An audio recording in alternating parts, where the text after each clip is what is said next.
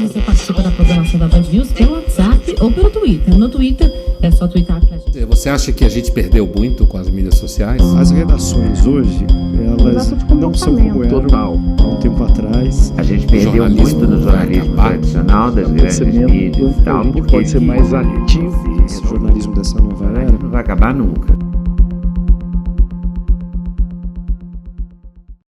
A nova gripe. A pandemia assusta a população mundial, apresenta praticamente os mesmos sintomas de uma gripe comum e mata menos. A propagação da nova gripe mudou a rotina de várias cidades brasileiras. Nova gripe. O surto da doença faz a população adotar novos hábitos de higiene. O vírus vai circular por todo o mundo durante 2 anos. Sobe para 25 o número de mortes causadas pela nova gripe no país. A saúde pública no mundo inteiro está em alerta. Um surto de gripe suína surgiu no México, chegou aos Estados Unidos e ameaça virar uma epidemia global. Os vírus influenza são micro-organismos que causam epidemias de doença respiratória febril de forma recorrente no mundo, as grandes gripes. Isso acontece porque esses vírus têm enorme capacidade de modificação na sua estrutura genética e, com isso, passam a não ser mais reconhecidos pelo organismo humano, causando assim doença. As infecções respiratórias causadas por eles são facilmente transmitidas entre as pessoas através de gotículas expelidas pela fala, tosse e espirros. Em 1918, logo depois do fim da Primeira Guerra Mundial, ocorreu a pandemia que ficou conhecida historicamente como gripe espanhola, e que matou mais de 20 milhões de pessoas no mundo todo. Ela foi causada pelo vírus influenza A H1N1, que tem capacidade de se recombinar com genes de aves e porcos. Os vírus influenza também causaram pandemias em 1957 e 1968. Até que, em 2009, uma nova cepa do H1N1 deu origem à chamada gripe suína.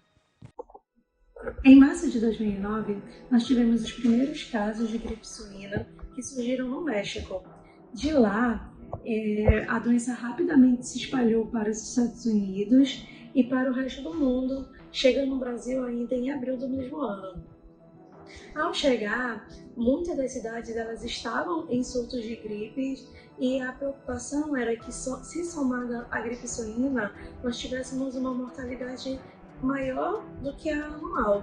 Então, diariamente, o Ministério da Saúde, através do uso de meios de comunicação tradicional, como os rádios, jornais de emissoras de TV aberta, jornais escritos, eles passavam boletins do número de casos, do número de óbitos e faziam orientação. De que forma? Pediam para que as pessoas doentes pudessem usar máscara, que usassem álcool em gel, que mais pessoas pudessem lavar as mãos, assim, mais frequentemente.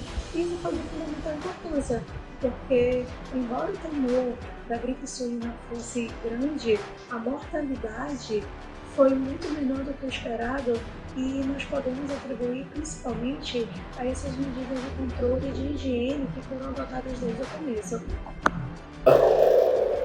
Em 2009, quando do surgimento da H1N1, embora tenha sido uma coisa também bastante forte, claro que não tão intensa quanto essa de agora, mas a gente tem uma diferença fundamental ali, que é a gente ainda não tinha o desenvolvimento tão forte das mídias sociais e essa coisa toda que democratizou o acesso e a veiculação de informação. Então, basicamente, as informações vinham da grande mídia, né? Rádio, TV, jornais, revistas e tal. E as fontes, obviamente, eram o Ministério da Agricultura, o Ministério da Saúde, cientistas, enfim, pesquisadores, gente ligada à saúde, no governo federal, nos governos estaduais e nos municípios. Isso, de fato, faz uma grande diferença, ou fez uma grande diferença, considerando o nosso momento, porque você não tinha tanta opinião infundada e você tinha basicamente informação. Assim, o que a gente percebe é que nos últimos 10 anos, né, ou seja, 10, 11 anos, desde a pandemia pelo vírus H1N1, de lá para cá, que a velocidade com que falsas informações se espalham pelas redes sociais digitais aumentou muito. Então, assim, claro, em 2009 nós já tínhamos o Twitter e o Facebook, por exemplo. E foi naquele ano que o WhatsApp foi criado, tá? Mas nenhuma dessas redes, né, nenhum desses aplicativos contavam com tantos usuários quanto tem hoje. Então, assim, os recursos oferecidos por essas mídias sociais, digitais, não eram também os mesmos que nós temos hoje. Tá? Havia alguns recursos, né, de contato entre as pessoas, mas não como hoje. Os coronavírus são micro-organismos conhecidos desde os anos de 1960 por causar estados gripais. Em dezembro de 2019, a China identificou uma nova cepa de coronavírus que causava uma doença mais agressiva e que, posteriormente, foi denominada Covid-19. Em março de 2020, a OMS decretou que a Covid-19 chegou ao estágio de pandemia. Nesse momento pandêmico, fica claro que a disseminação de informações incorretas nos meios sociais pode causar sérios problemas. Notícias bombásticas circulam no ambiente online, em redes e aplicativos como WhatsApp, Facebook, Instagram e YouTube. As notícias falsas espalham inverdades e dificultam a divulgação de informações e orientações pelas autoridades à população. Diz aquele ditado, uma mentira contada 1000 vezes torna-se uma verdade. O uso de informações erradas através de redes sociais, de blogs, faz com que as pessoas acreditem naquilo e deixem de acreditar nas notícias verdadeiras. Ou seja, as pessoas passam a se cuidar menos por acreditarem que o vírus ele é muito menos ofensivo do que nós estamos falando. Elas deixam de lavar as mãos, não usam máscaras, não mantêm o isolamento social. E isso não é só um problema da população não médica. Entre os próprios médicos, nós estamos tendo essa dificuldade, porque vários colegas em grupos médicos propagam notícias e ao invés da pessoa ir atrás de meios de comunicação sério, que no nosso caso seriam as revistas científicas, acabam acreditando naquilo.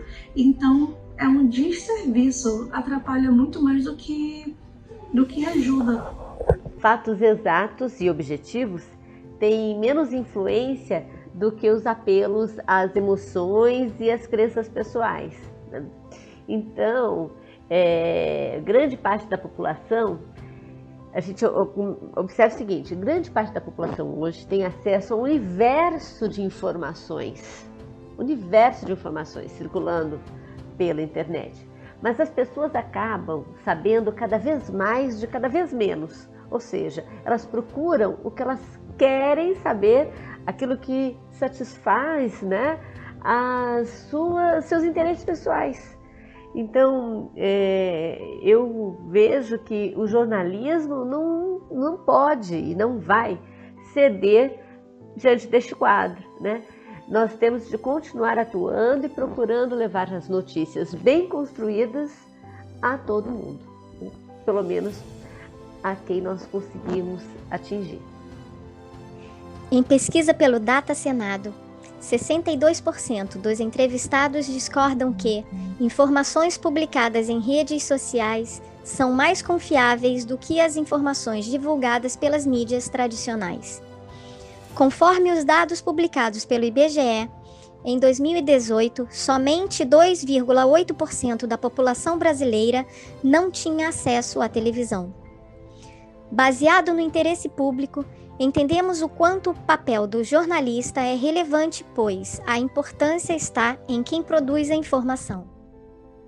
Seja pela televisão, por portais de notícias ou rádio, temos que estar cientes que qualquer notícia, uma vez que caia na mass mídia, pode alcançar qualquer um, a qualquer momento, em qualquer lugar. Tem uma quantidade absurda de informação, quase nenhuma é confiável, mas pior de tudo é que as pessoas acabam não tendo tempo e condição de efetivamente fazer a leitura disso. E aí que você tem informação de mais e conhecimento de menos.